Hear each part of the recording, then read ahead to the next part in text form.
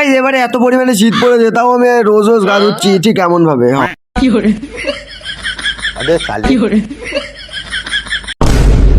Guys আজকে আমার খেয়ে দিয়ে কোনো কাজ না থাকাতে আমি আমাদের পোলের উপরে বসেছিলাম, হঠাৎ সামনের সমুদ্রে নজর দিতে দেখতে পেলাম 3-4টে ডলফিন একসঙ্গে সাঁতার কাটছে। ও মাই গড, ডলফিন!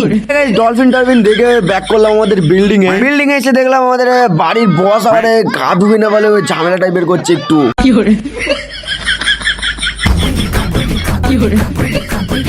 তো গাইস এখন আমরা আব্বার ধমক টমক শুনে ভাবলাম এই 7 দিন পর আজকে তাহলে গাটা ধুয়েই ফেলি। কোথায় ভাবলাম 1 মাস মতন গা ধোবো না, একটা ওয়ার্ল্ড রেকর্ড মতন তৈরি করবো, কিন্তু গাইস আব্বার জন্য জো নাই তার। এই পানি তো ভালোই বার হচ্ছে, একটু হাত দিয়ে দেখি। আরে বাবারে, কি ঠান্ডা বে! না এই পানিতে তো গা ধোয়া যাবে না। দেখি আব্বা নাই তো। নাই আব্বা নাই।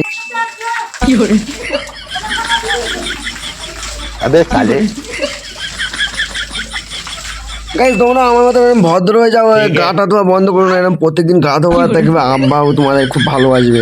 ঠিক আছে, টাটা।